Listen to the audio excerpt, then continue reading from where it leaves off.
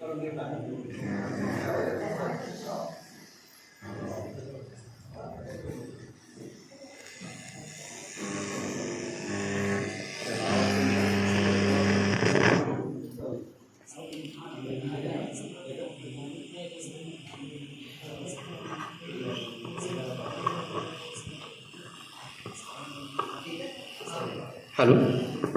सर्वांना पुन्हा एकदा सप्रेम जय भीम. आणि आजच्या या गुरुपौर्णिमेच्या आणि आषाढ पौर्णिमेच्या सर्वांना मंगलमय सदिच्छा, शुभेच्छा. आजच्या या सुंदर कार्यक्रमासाठी ज्यांनी मला निमंत्रित केलं अशा सर्व गडीकरांचं मी प्रथमतः मनपूर्वक आभार व्यक्त करतो. आणि मागच्या वेळी आपण जयंतीच्या दिवशी जी काही वक्तृत्व स्पर्धा घेतली होती त्या वक्तृत्व स्पर्धेतील विजेत्यांचं आज आपण इथं येथोत म्हणजे गुणगौरव करणार आहात, त्यांना बक्षीस देणार आहात. तर त्या स्पर्धेमध्ये सगळेच एक नंबर असतील असं मला वाटते, कारण त्या दिवशी स्पर्धा खूप भारी झालेली होती. सगळ्यांचंच एक नंबर आहे म्हणून आपण सगळ्यांनाच एकदा टाळ्या वाजवून अभिनंदन करूया. फक्त तांत्रिकदृष्ट्या 1, 2, 3, 4 काय असतील ते काढले असतील. ज्यांचे नंबर आले त्यांचं तर अभिनंदन आहेच, पण ज्यांचे नंबर आले नाहीत तर त्यांनी पुढच्या स्पर्धेसाठी तयारी करायची आहे. आणि पुढच्या वेळी तुम्ही पहिला, दुसरा, तिसरा जो काही नंबर मिळवताल त्यासाठी तुम्हाला पुन्हा एकदा आजच तुम्हाला मनपूर्वक शुभेच्छा देतो. गडीकरांचं मनपूर्वक कौतुक यासाठी करतो की शक्यतो जयंतीच्या कार्यक्रमात मंगेश भाऊ कुठंही अशा स्पर्धांचं आयोजन केलं जात नाही.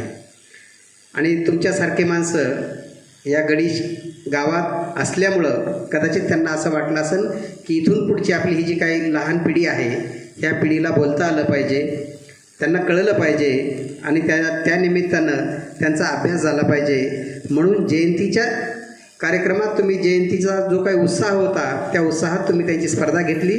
त्याबद्दल सगळ्या जयंती उत्सव समितीचं मी पुन्हा एकदा मनपूर्वक अभिनंदन करतो आणि आभार मानतो.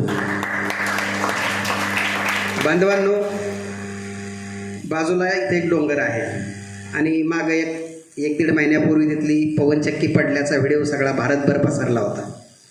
त्या पवनचक्कीच्या पलीकडे एक साधू बाबा राहत होते. साधू कळतंय ना, महाराज राहत होते. टेकडी होती तिथं. ते महाराज जे राहायचे त्या डोंगरावर, ते महाराज एकटेच राहायचे, त्यांच्या आजूबाजूला कोणीच नव्हतं.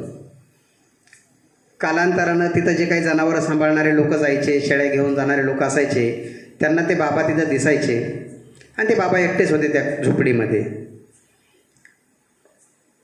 ज्या ज्या वेळेला पाऊस नसायचा म्हणजे दुष्काळ परिस्थिती असायची तेव्हा ते बाबा त्या टेकडीवर जोरजोरात नृत्य करायचे. इतके नाचायचे की नदी नाले एक होईल इतका पाऊस धो पडायचा. आणि मग लोकांना असं कळायचं की अरे कुठंच ढगं नव्हते, कुठंच काही दिसत नव्हतं आणि अचानक पाणी कुठून आलं आहे. मग त्यातले ते जे काही कुणी ढोरकिरे होते, ते जे काही शेळ्या सांभाळणारे लोक होते ते सांगायचे की दुपारी बाबा तिथं त्या टेकडीवर नाचत होते आणि त्याच्यामुळं हा जोरदार पाऊस पडला आहे आणि आपल्या शेताच्या नदी नाल्यामध्ये पाणी आलेलं आहे. काही लोकांना ते काही आवडलं नाही. माझ्यासारखे 2 शहाणे म्हणाले, हे असं कुठं असतंय का, कोणी महाराज नाचतोय, कोणी साधू नाचतोय आणि पाऊस पडतोय, असं काही होत नसतंय. तर ते बाबा म्हणाले, ठीक आहे, तुम्ही जर म्हणत असताल तर तुम्ही नाचून पहा. योगायोगानं पुन्हा 2012चा दुष्काळ आला आणि सगळीकडचं पाणी संपुष्टात आलं. कुठंच पाणी नाही राहिलं. सगळीकडं ओसाड झाले, सगळे डोंगर, नदी नाले सगळे ओसाड झाले. आणि मग गावातले लोक त्या माणसांना म्हणू लागले माझ्यासारख्याला की आता तुम्ही नाचा म्हणजे पाऊस येईल. माझ्यासारखे जे 2 तरुण होते ते सकाळपासून दुपारपर्यंत नाचत होते, पण एकही ढग आला नाही आणि एकही थेंब आला नाही. पुन्हा गावातले लोक उठले आणि त्या बाबाकडे गेले आणि त्या बाबांना पुन्हा विनंती केली की बाबा तुम्ही नाचल्याशिवाय पाऊस येणार नाही. आता बाबा म्हणाले की तुमचा तर माझ्यावर विश्वास नाही आहे ना, तर मी कशाला नाचू, ते जे कोण 2 म्हणतायत ना तर त्यांना नाचू द्या.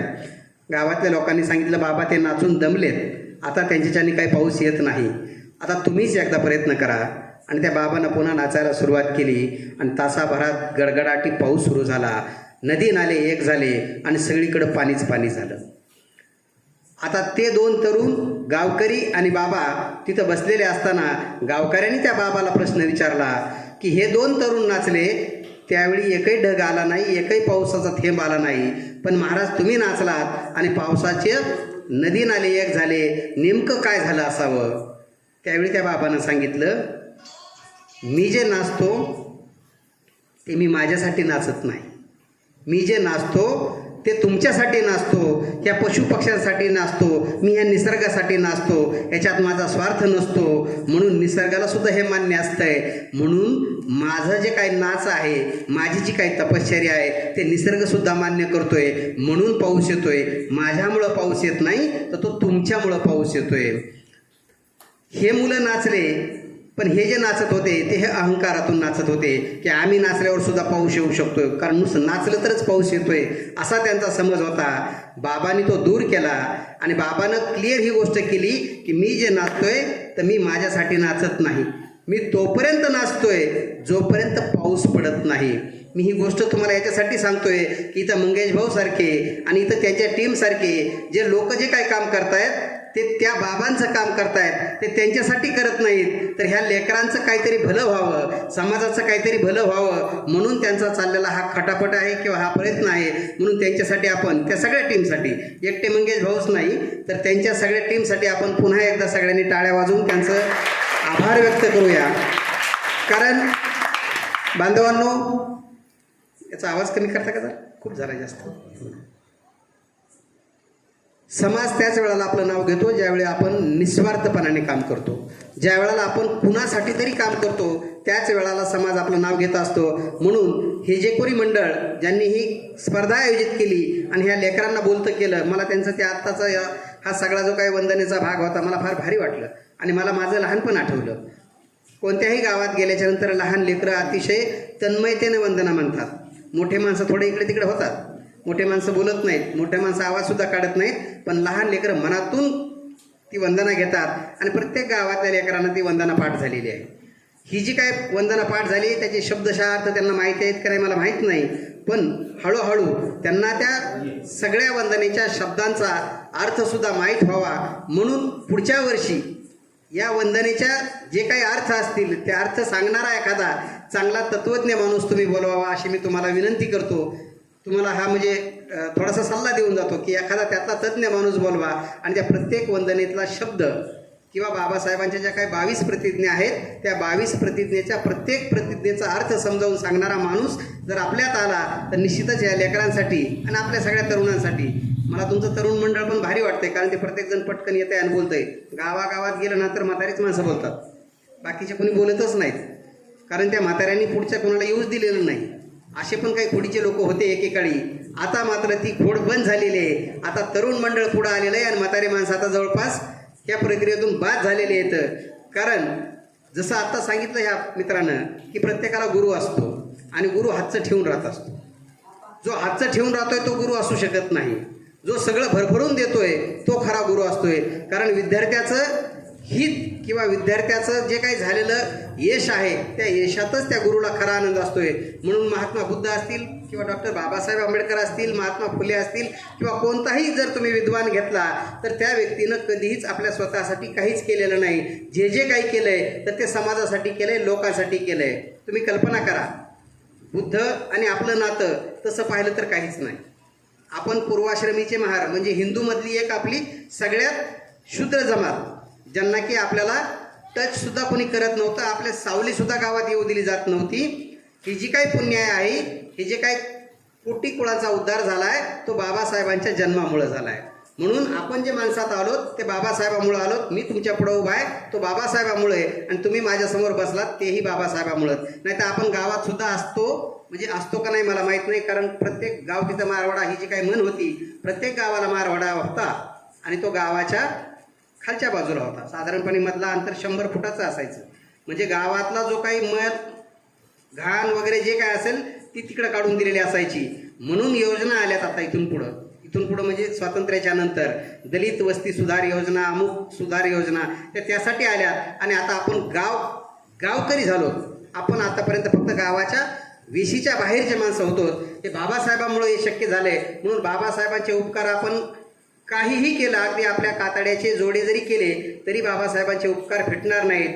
आता बुद्धांची गोष्ट जर सांगायची म्हटलं तर बुद्ध हे क्षत्रिय होते, राजे होते, चक्रवर्ती होते. त्यांचा ना आपला अर्थार्थी तसा संबंध नव्हता. पण बाबासाहेबांनी जो धर्म स्वीकारला, जो धम्म स्वीकारला, तो या मातीतला. कारण बाबासाहेबांपुढे यावर प्रश्न होता की त्यांनी एक येवल्यामध्ये जी प्रतिज्ञा घेतली होती की मी हिंदू म्हणून जरी जन्मलो असलो तरी हिंदू म्हणून मी मरणार नाही. त्यांनी ती प्रतिज्ञा खरी करताना बाबासाहेबांनी जो काही धर्म निवडला त्यावेळेला अनेकांनी त्यांच्यापुढं ऑफर केल्या होत्या. अनेक धर्माचे जे काही प्रमुख होते त्यांनी त्यांच्यापुढं आमच्या धर्मात या, आम्ही अमुक करू, आमच्या धर्मात या, आम्ही तमुक करू, असे जे काही आश्वासनं दिले होते. बाबासाहेबांनी मात्र बाकी कुठल्याच धर्माचा अभ्यास सगळ्या धर्माचा केला, पण फक्त एकाच धर्माची निवड केली आणि तो धर्म म्हणजे आज आपण ज्याला बुद्ध धम्म असं म्हणतो. बुद्ध धम्म फक्त भारतापुरताच मर्यादित नाही, तर बुद्ध धम्म हा जगात अनेक ठिकाणी पसरलेला आहे. आणि जेवढे काही विज्ञानवादी देश आहेत ते सगळे बुद्ध धम्माचे पाईक आहेत. म्हणजेच तुमच्या घरात ह्या ज्या काही कोणत्याही गोष्टी आहेत, इलेक्ट्रॉनिकच्या गोष्टी, त्या सगळ्या इलेक्ट्रॉनिकच्या गोष्टी ज्या देशातून येतात, तो जपान हा पूर्णतः 100% बुद्धमय देश आहे. आपल्याच बाजूला एक छोटंसं राष्ट्र आहे आणि ते जगात 1 नंबर आहे. मंगेश भाऊ, आपण भारतीय आहोत, आपण सगळ्यात मोठे असो, आपली लोकसंख्या आता 1 नंबरवर गेली आहे. चीनला मागं टाकलं आहे आपण मागच्या वर्षी. आता त्याच्यासाठी टाळ्या वाजवा का नाही वाजवा असा प्रश्न आहे, कारण ही काय चांगली गोष्ट नाही आहे. लोकसंख्येत आपण 1 नंबर झालो ही चांगली गोष्ट अजिबात नाही. गावात दवाखाने वाढणं ही चांगली गोष्ट नाही. गावात दवाखाने वाढणं ही चांगली का वाईट गोष्ट आहे? वाईट गोष्ट आहे. दवाखाने वाढू नयेत, जेलची संख्या वाढू नये. जेल कळतात ना, पोलीस स्टेशनची जेलची आवश्यकता असता कामा नये.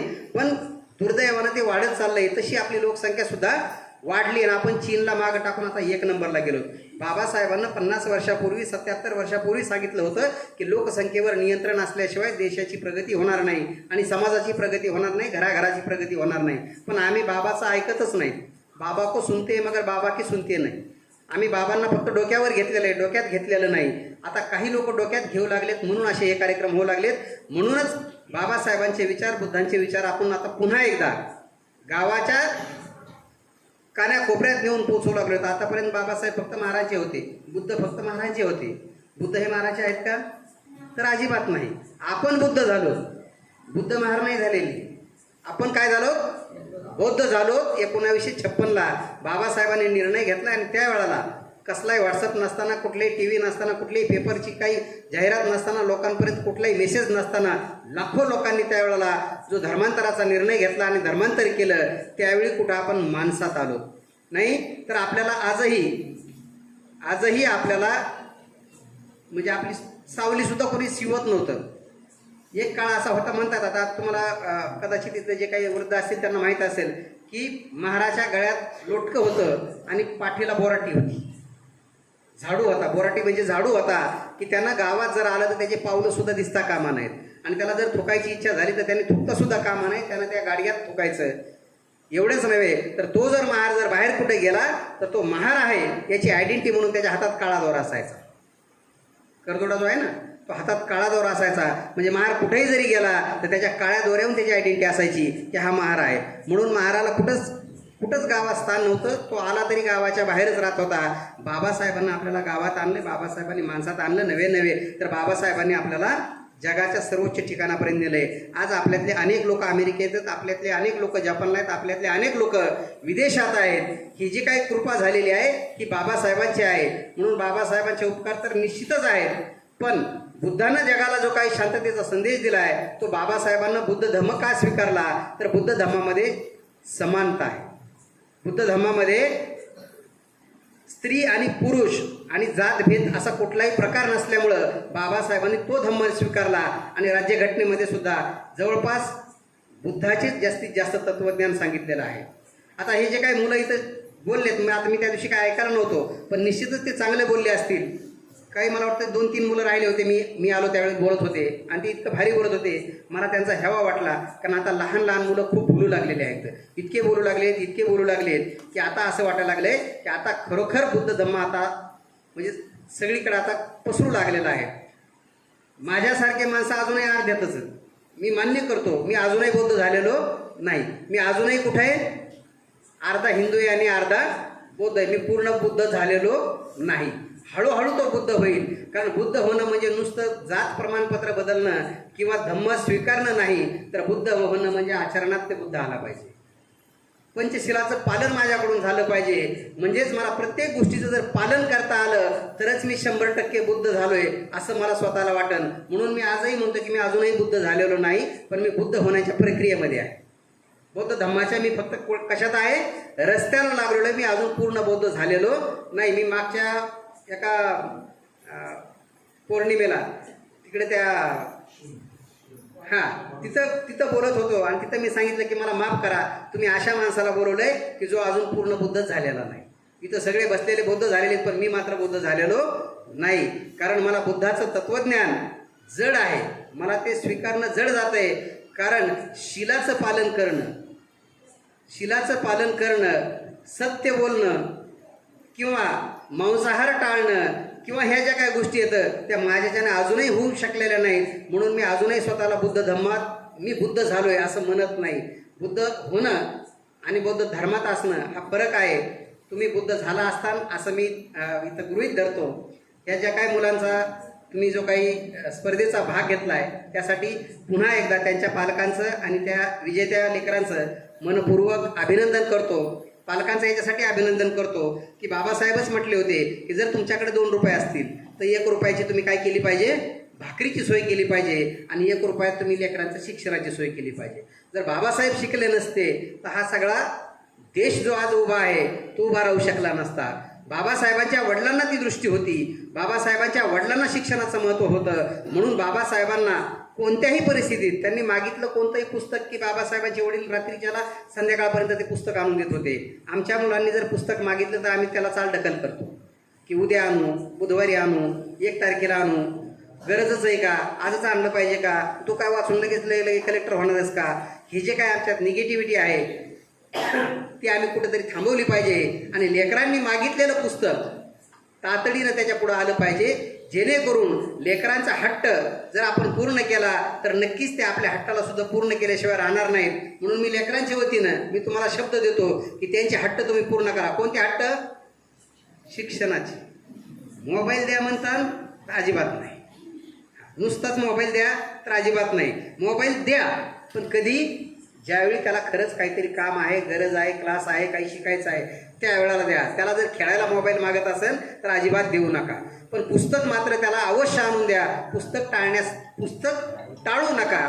मुलांचं शिक्षण म्हणजेच आपलं इथून पुढच्या पिढ्यांचं भवितव्य आहे. शिक्षणाशिवाय तरुणोपाय नाही. कारण शिक्षण हे वाघिणीचं दूध आहे आणि जो प्राशन करीन तो गुरगुरल्याशिवाय राहणार नाही. आता गुरगुरण्याचा अर्थ आपण वेगळा घेऊ नये. गुरगुरणे म्हणजे फक्त भांडण करणे, शिव्या देणे, कोणावर तरी केस टाकणे, कोर्टात बोलवणे असा त्याचा गुरगुरण्याचा अर्थ नाही. तर गुरगुरणे म्हणजे माझ्यावर जर अन्याय होत असेल तर तो अन्याय मला बोलून दाखवता आला पाहिजे, तो मला परतावून लावता आला पाहिजे. एवढं जर गुरगुरलं तरी पुरेसं आहे. म्हणून एक तर आपल्या वाट्याला कोणी जातच नाही. बाबासाहेबांनी आपल्याला ते लई मोठं शस्त्र देऊन ठेवलेलं आहे, आपल्या वाट्याला कोणी जातच नाही. आता त्याचा फक्त गैरवापर करायचा नाही, त्या शस्त्राचा आपण गैरवापर करायचा नाही. ते आपल्याला दिलेलं काय आहे? शस्त्र आहे, ढाल आहे. शस्त्र म्हणजे ते ढाल आहे, ती आपण कोणावर अटॅक करण्यासाठी अजिबात वापरायची नाही. म्हणून आज हा जो काही तुम्ही इथं शांततेत चाललेला कार्यक्रम आहे याचं मला मनपूर्वक कौतुक यासाठी वाटतंय की आपण खरोखरच बुद्ध झाला आहात. तुमच्या या बुद्धपणाला मी मनापासून दाद देतो. आणि जाताना एक छोटीशी गोष्ट सांगतो आणि थांबतो. बुद्धांचं नेहमीच म्हणणं होतं की विज्ञानवाद स्वीकारा. बुद्ध म्हणतात मी म्हणतोय म्हणून तुम्ही म्हणू नका. बाकीच्या धर्मामध्ये काय सांगितलंय? मी म्हणतोय म्हणून ते म्हणा. असं आहे तर असंच आहे, तसं का नाही असं विचारायचं नाही. की बाबा अमुकला शेपूट कसं काय तर ते विचारायचं नाही. बाकीच्या धर्मात ही सोय आहे, मग तो कोणताही धर्म घ्या त्याच्यात सोय की ते प्रश्न विचारायचे नाही. बुद्ध स्वतःच म्हणतात की मी म्हणतोय म्हणून म्हणू नका, तर तुम्ही ते स्वतः तपासा, विज्ञानावर ते तपासा आणि तुम्हाला जर पटलं तरच स्वीकारा, नाहीतर ते स्वीकारू नका. म्हणून बुद्धाचं तत्त्वज्ञान हे नुसतं भारतातच नाही तर जगात लागू आहे. मी तुम्हाला आत्ता सांगत होतो की आपल्या बाजूला एक छोटा देश आहे आणि तो जो देश आहे भूतान, तो 100% बुद्धांचा देश आहे. तो जगातला 1 नंबरचा देश आहे. हॅपी इंडेक्समध्ये तो जगातला 1 नंबरचा देश आहे आणि तिथं सगळं काही सरकारी आहे. अगदी आमदाराचा मुलगासुद्धा सरकारच्या शाळेत जातोय, राजाचा मुलगासुद्धा सरकारच्या शाळेत जातोय. तिथं कुठलाही सिग्नलसुद्धा नाही आहे. म्हणजे आपण काय करतोय की सिग्नल पाहून गाड्या थांबवतोय, आणि सिग्नल पाहून म्हणण्यापेक्षा पोलीस पाहून गाड्या थांबवतोय, पोलीस पाहून हेल्मेट घालतोय. पोलीस जर नसेल तर आपण बिनधास्त वावरतोय. म्हणजे कायदा मोडणारे आपण किती एक नंबरवर आहोत. तो देश मात्र बुद्धाच्या तत्त्वज्ञानावर आणि अतिशय प्रामाणिकपणानं नीतिमत्तेनं चालणारा देश आहे. तिथं एकही सिग्नल नाही, आणि एवढंच नव्हे तर तिथं एकही चोरी होत नाही. म्हणजे ना आपली चोरी होते ना तिथल्या लोकांची चोरी होते. म्हणून त्या लोकांना पोलीस स्टेशनला सुद्धा जायची कुठेही गरज पडत नाही. तिथं कोर्टाचं सुद्धा कुठलं काम नाही.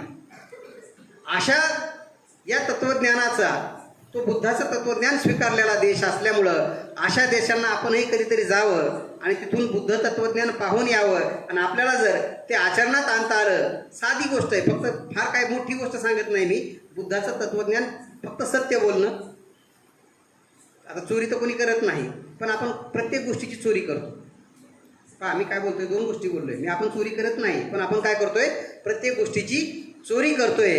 ती चोरी मनात येणं सुद्धा पाप असल्यामुळं आपण बुद्धाचं तत्त्वज्ञान पाळण्यासाठी जर जमलंच तर होईल तेवढं कमीत कमी वेळ प्रसंगीच खोटं बोलावं, शक्यतो खोटं बोलू नये. कारण आपण लेकरांना आपण आपले संस्कार देतोय. आपण फोनवर बोलत असताना पहा सातत्यानं आपण काय सांगत राहतो की फोन आला ना की नको असलेला फोन आपण लेकराकडे देतो की घरी नाही म्हणून सांग. म्हणजे मी जर फोन केला आहे समजा मंगेश भाऊला की मंगेश घरी आहेत का, आणि मंगेश भाऊला जर माझा फोन घ्यायचा नसेल तर ते मुलाकडे देतात किंवा मुलीकडे देतात आणि घरी नाही म्हणून सांग म्हणतात. लेकरं हे कोरीपाटी असतात, ते निरागस असतात. ते सांगतानाच असं म्हणतात की पप्पा म्हणलेच घरी नाही, कारण ते बनेल नसतात, ते काय झालेले नसतात, बनलेले नसतात, ते निरागस असतात. म्हणून आपण सुद्धा निरागसपणा आपल्यातही असावा आणि त्या लेकरामध्ये तो यावा, याच्यासाठी आपण प्रत्येकानं प्रयत्न करणं गरजेचं आहे. म्हणजेच तत्त्वज्ञान हे फक्त पुस्तकात नसावं तर ते आपल्या आचरणात यावं, याच्यासाठी ह्या बुद्ध पौर्णिमा आहेत. प्रत्येक बुद्ध पौर्णिमा म्हणजे 12ही पौर्णिमांचं काही ना काहीतरी महत्त्व आहे. प्रत्येक पौर्णिमेला काहीतरी घडलेलं आहे. आजची जी काय पौर्णिमा आहे, आजच्या या पौर्णिमेला बुद्धाचं महामायेच्या पोटामध्ये त्यावेळेला त्या बुद्धाचं हे राहिलं होतं. त्याच्यानंतर त्यांच्यासोबतचे जे काही भिक्खू होते त्यांना जो काही ज्ञान झालं होतं, ज्ञानप्राप्ती झाली होती, त्या ज्ञानप्राप्तीचं पहिलं प्रवचन आजच्या दिवशी दिलं होतं. आणि आजचा दिवस म्हणजे धम्मप्रवर्तनाचा दिवस आहे. तिथून पुढे त्यांनी मग आपलं ज्ञान लोकांना द्यायला सुरुवात केली होती. आता ज्ञान दिलं म्हणजे काय दिलं असेल, ज्ञान झालं म्हणजे काय झालं असेल, तपश्चर्या करत होते म्हणजे काय करत होते, तर ते दुःखाच्या मुळाचा शोध घेत होते की जगात दुःख कशाचं आहे. लहानपणी त्यांच्यावर जो काही दुःखाचा परिणाम झाला होता, दुःखाचा जो काही त्यांच्यावर आघात झाला होता, कारण लहानपणीच त्यांच्या घरच्यांना सांगण्यात आलं होतं की हे जे काय होणारं बाळ आहे हे एक तर चक्रवर्ती होईल, म्हणजे जगावर त्याचं राज्य असेल, किंवा ते संन्यस्त होईल. ते इतकं मोठं संन्यस्त होईल की पुन्हा जगात त्याचं नाव असेल. आणि म्हणून त्या राजानं शुद्धोधनाला भीती वाटू लागली होती की आपला एकुलता एक बाळ आहे आणि ते बाहेर जाता कामा नये. म्हणून राजवाड्यातच एवढी मोठी सोय केली होती की त्याला बाहेरचं काहीच दिसता कामा नये. दिवसभर तो राजवाड्याच्या बाहेर जाता कामा नये. पण कालांतरानं तो बाहेर निघाला आणि बाहेर पडल्याच्या नंतर त्या सारथ्याच्या सोबत तो बाहेर निघाल्याच्या नंतर नगरात प्रदक्षिणा करत असताना, नगरात फिरत असताना त्या सारथ्याला तो प्रश्न विचारत होता. आणि ती आम्हाला पाचवीला ती गोष्ट होती, तुम्हालाही असेल, पाचवीच्या इतिहासात ती गोष्ट होती की त्याला सुरुवातीलाच एक म्हातारी आजी दिसली जी वाकून चाललेली होती. आणि ते वाकलेल्या म्हातारीकडे पाहिल्याच्या नंतर बुद्धाला प्रश्न पडला आणि त्यानं त्या सारथ्याला विचारलं की हे काय आहे, हे काय कोणता प्राणी आहे. कारण त्याला प्राणी का माणूस हे सुद्धा कळत नव्हतं त्यावेळेला. ती म्हातारी इतकी जर्जर झालेली होती, इतकी वाकलेली होती की असं वाटत होतं की कोणीतरी प्राणी चाललेला आहे का काय. बुद्धानं त्या सारथ्याला विचारलं, त्या सारथ्यानं सांगितलं की भगवंत, ही म्हातारी आहे, हे वार्धक्य आहे आणि प्रत्येक माणसाला वार्धक्य येतं आहे. प्रत्येक माणसाचा शेवट हा वार्धक्यानं होतोय आणि वार्धक्याचं दुःख हे प्रत्येकाला सहन करावं लागणार आहे. आणि मग बुद्धाला त्यावेळेला असं वाटलं की अरे माझ्यापर्यंत तर असं काही कुठं दुःख दिसलंच नव्हतं आणि हे काय असं, हे वाईट आहे, हे होता कामा नये. तो पुढे गेल्याच्या नंतर पुन्हा एक त्याला मौत दिसली आणि ज्याच्यामध्ये आलाप चाललेला होता, विलाप चाललेला होता. लोक रडत होते, लोक तोंड झोडून घेत होते आणि जोरजोरानं आक्रोश करत होते. आणि ती मौत पाहिल्याच्या नंतर पुन्हा बुद्धाला प्रश्न पडला की व्हॉट इज दिस. आता ही इंग्रजीतून म्हणली नाही ती, मी तुम्हाला म्हणतोय व्हॉट इज दिस, काय हे नेमकं. त्या सारख्याला विचारलं, त्यानं सांगितलं की प्रत्येक व्यक्तीचा जसा जन्म होतोय तसाच मृत्यू होतोय. मृत्यू हा अटळ आहे, मृत्यू हा कुणालाही चुकलेला नाही. आणि बुद्धाला त्या दिवशी पुन्हा मृत्यू हा शब्द कानावर पडला. म्हणजेच प्रत्येक गोष्टीचं त्या दिवशी त्याला प्रश्न पडले आणि त्या प्रश्नाचं उत्तर शोधण्यासाठी त्या व्यक्तीनं घर सोडलं. तो घर सोडल्याच्या नंतर ज्यावेळी कित्येक दिवस तपश्चर्या केली, तपश्चर्या म्हणजे काय नुसतं ओ म्हणत बसले असतील का, तर अजिबात नाही. ते विचार करत होते की काय होत असेल, काय होत असेल. आणि शेवटी त्यांना एक साधा प्रश्नाचं उत्तर सापडलं की प्रत्येक दुःखाचं मूळ कशात आहे, तर ते अपेक्षित आहे. अपेक्षा कळते ना, अपेक्षा अपेक्षा कळते ना.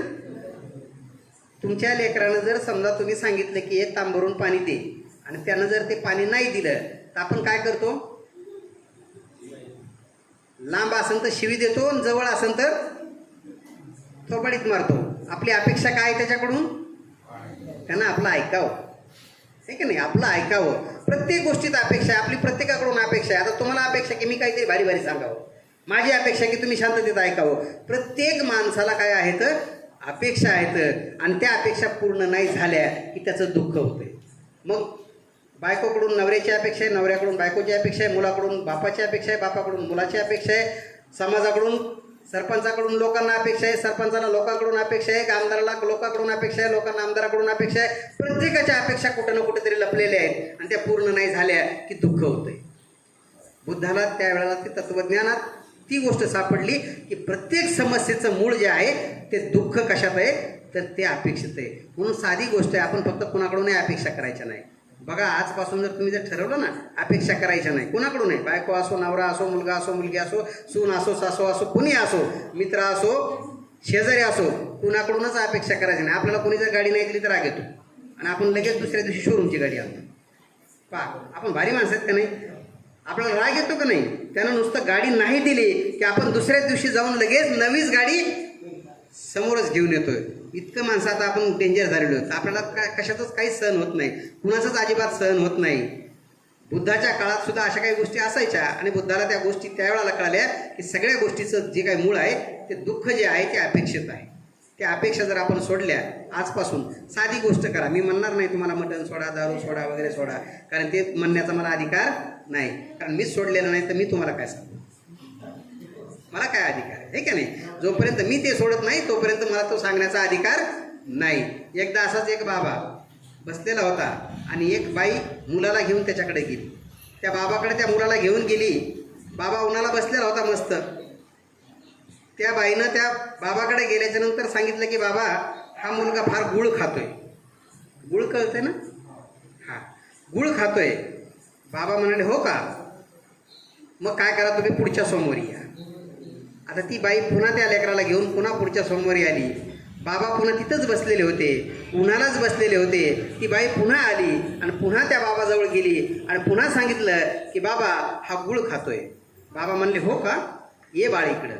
आणि त्या बाळाला त्यांनी जवळ घेतलं, त्याच्या पाठीवरून हात फिरवला आणि त्याला फक्त 2 गोष्टी सांगितल्या की बाळ जास्त गुळ खाणं चांगलं नाही, जास्त जर गुळ खाल्ला तर खोकला लागेल, तुला काहीतरी आजार होईल, जास्त गुळ खाऊ नको. त्या मुलानं मान हलवली आणि ते निघाले. पण त्या बाईला प्रश्न पडला आणि ती बाई परत फिरली आणि त्या बाबाकडे आली. म्हणली बाबा मागच्या सोमवारी आले होते मी, मागच्या सोमवारी मी तुम्हाला हेच म्हणले होते की पोरगं गुळ खातंय, तर तुम्ही म्हणलात पुढच्या सोमवारी या. आणि आज काय सांगितले तुम्ही, तर एवढंच सांगितलं की बाबा गुळ खाऊ नको, गुळ खाणं चांगलं नाही, वाईट असते. मग मागच्या सोमवारी का नाही सांगितलं. त्यावेळी बाबा म्हणले ताई मीच तोपर्यंत गुळ खात होतो, मीच गुळ खात होतो. तुझ्या लेकराचा प्रश्न ऐकल्याच्या नंतर मग मला असं वाटलं की आता त्या लेकराला जर सांगायचं आहे गुळ खाऊ नको तर आधी मला माझा गुळ सोडावा लागेल. मी ह्या 8 दिवसात गुळ सोडला आहे तेव्हा कुठं मला त्या लेकराला सांगायचा अधिकार पोहोचला आहे. म्हणून जर मीच जर काळी कॅरीबॅग नेत असेल तर मी तुम्हाला काय सांगू, मला कोणत्या तोंडाचा अधिकार आहे की तुम्ही मटण खाऊ नका म्हणण्याचा. मटण खा नका खाऊ तो तुमचा प्रश्न आहे. आता काळ बदललेला आहे, आपण काही गोष्टी सोडून दिल्या पाहिजेत, काळासोबत चाललं पाहिजे, ठीक आहे नाही. बुद्धानं सुद्धा हीच गोष्ट सांगितलेली. बुद्धानं अजिबात असं म्हटलेलं नाही मटण खाऊ नका वगैरे वगैरे. बुद्धानं सांगितलं की सम्यक असावं. सम्यक म्हणजे प्रत्येक गोष्टीत ॲडजस्टमेंट असावी. कोणतीही गोष्ट असेल, म्हणजेच जे काही भिक्षू येतात ना आपल्याकडं भंतेजी, त्या भंतेजीचा जो काही कटोरा आहे, जे काही ते पात्र आहे, त्या पात्रात समोरच्या व्यक्तीनं जे टाकलंय ते त्यांना घ्यायचे. आणि त्या एकाच पात्रात घ्यायचे, वेगवेगळं नाही. की एखाद्यानं जर भजी टाकले तर त्याने वेगळे नाही घ्यायचे, आणि एखाद्यानं भात टाकलं तर वेगळं नाही घ्यायचं, आणि एखाद्यानं भाजी टाकली तर वेगळं नाही घ्यायचं, आणि एखाद्यानं शिळं टाकलं तर ते वेगळं नाही घ्यायचं. ते सगळं एकत्र करून खायचं आहे. मग कोणी शिळं टाकेल, कोणी गरम टाकेल, कोणी ताजं टाकेल, कोणी कसं टाकेल, त्यांना अजिबात तिथं नकार द्यायचा नाही आहे. तसं बुद्धानं सांगितलं की एखाद्यानं तुम्हाला काही जरी वाटलं तरी तुम्ही त्याला नकार द्यायचा नाही. तुम्ही तुमचा हट्ट करायचा नाही की मी हे खात नाही, मी ते खात नाही, मला अमुक जमत नाही, मला तमुक जमत नाही. म्हणजे बुद्ध हे इतकं सोपं तत्त्वज्ञान आहे, इतकं साधं तत्त्वज्ञान आहे की फक्त काय करायचं आहे, आपण फ्लेक्झिबल राहायचं, जुळून घ्यायचं. सगळ्यात सोपं काय, जुळून घ्यायचं. पण आपलं शरीर जे असतं ना जुळून घेतं आहे. कशाला जुळून घेतं आहे? तुम्ही अंधारात जरी बसलात ना, सुरुवातीला फक्त आपल्याला दिसत नाही, 5 मिनिटानंतर आपल्याला हळूहळू सगळं दिसायला लागतंय. कॉलम दिसतोय, बोर्ड दिसतोय, खिडकी दिसते, फॅन दिसतोय, सगळं दिसतंय. म्हणजे आपले डोळे काही मिनिटानंतर लगेच त्या वातावरणाला जुळवून घेतात. बुद्ध हेच सांगतात की प्रत्येक माणसानं काय घेतलं पाहिजे, जुळवून घेतलं पाहिजे, प्रत्येक परिस्थितीशी जुळवून घेतलं पाहिजे. लय अवघड तत्वज्ञान नाही, लय गंभीर नाही, फक्त आपल्याला काही काही अडचणीच आहे. आता खरं बोलणं हे आपल्यासाठी अडचणीच आहे. आपण प्रत्येकाच्या वेळी खरं काय बोलणार नाही. कितीही खरं बोलायचा प्रयत्न केला तरी आपण दिवसभरातून किमान एकदा तरी खोटं बोलल्याशिवाय राहणार नाही. म्हणून माझी आजी झोपताना रात्री नेहमी देवाकडं प्रार्थना करायची आणि माफी मागायची, तोंडात असं मारून झोपायची. मी तिला विचारायचं की काय करतेस असं? ती म्हणायची दिवसभरात माझ्याकडून जे काही चुकलं मागलं असेल, कोणाला काही वाईट बोलण्यात आलं असेल, कोणाला काही मन दुखावलं असेल तर मी माफी मागते, आणि मग ती झोपायची. तोपर्यंत ती झोपत नव्हती.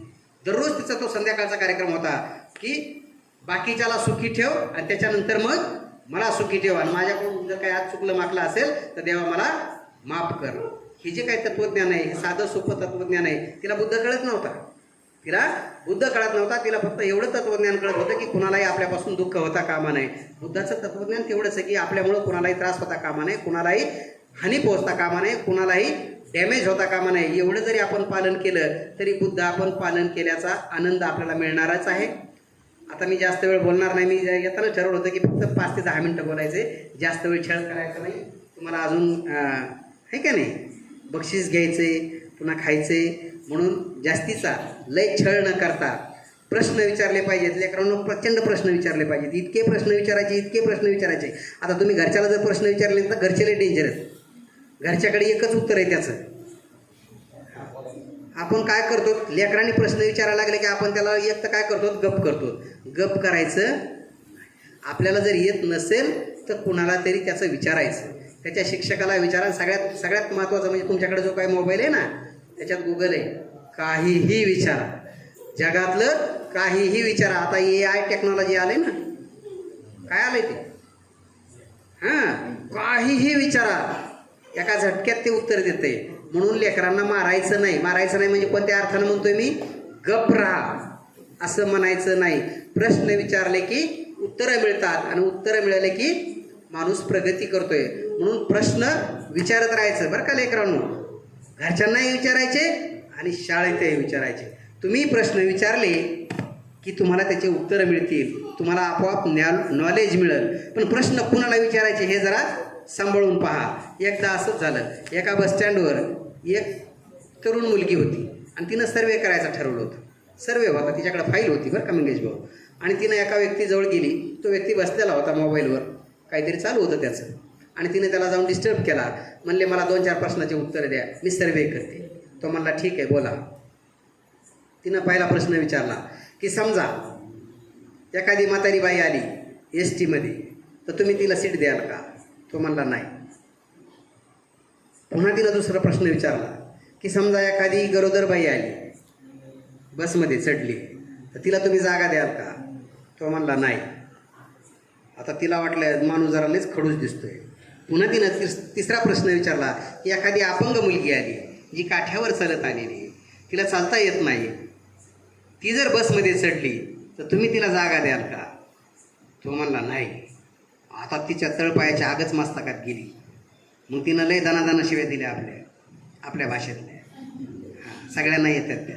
इतक्या शिव्या दिल्या आणि शेवटी म्हणली कोणच तरी तो शांततेत म्हणला मी STचा ड्रायव्हर आहे.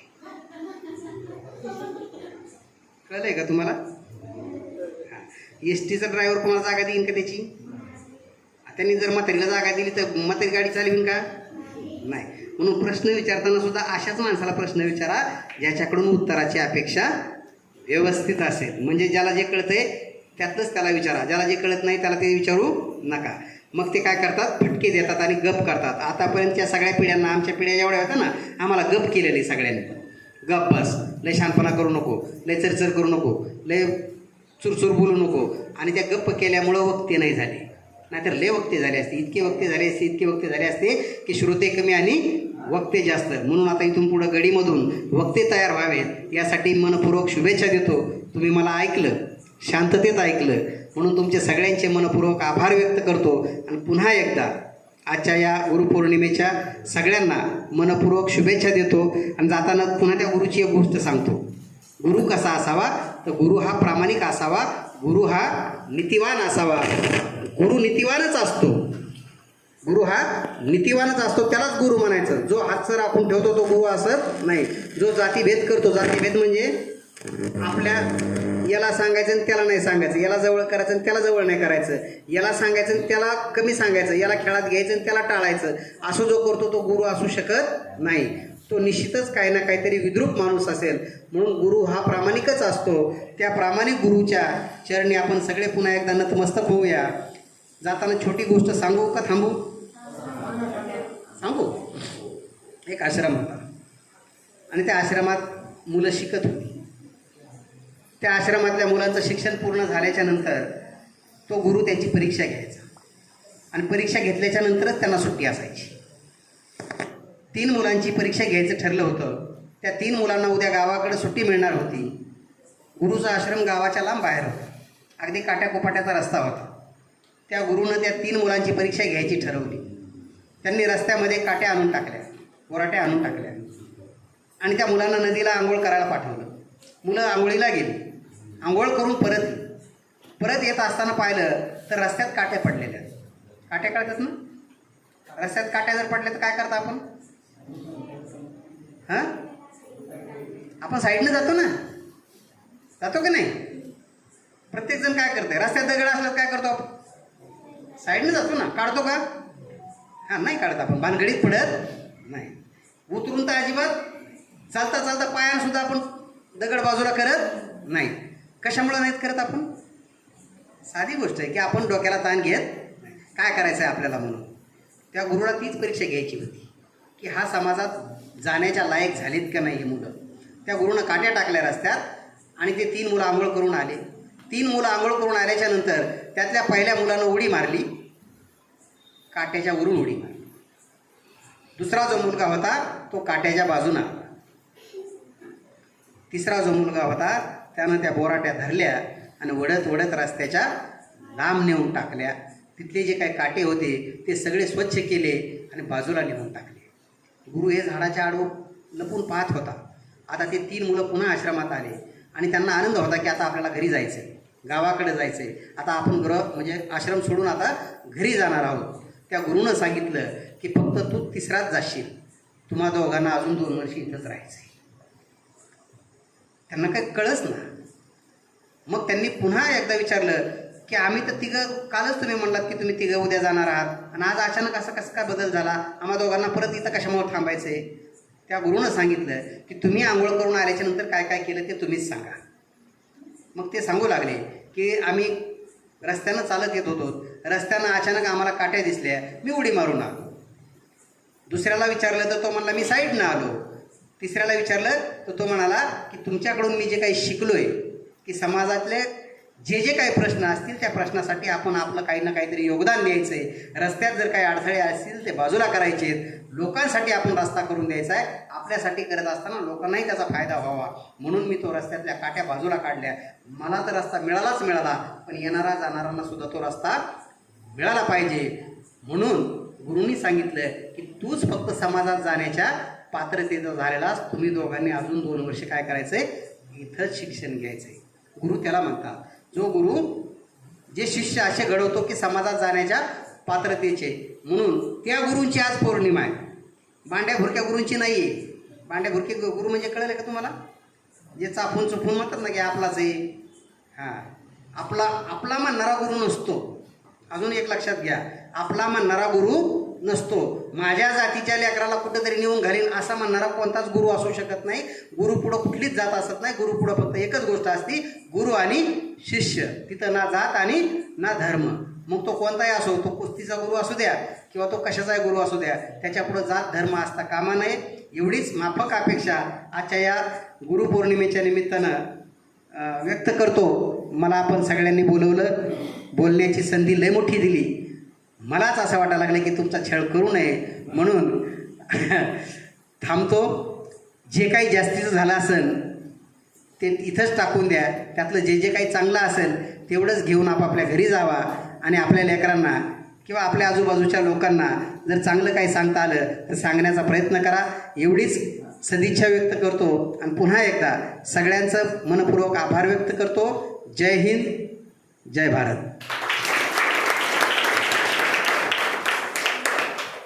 धन्यवाद.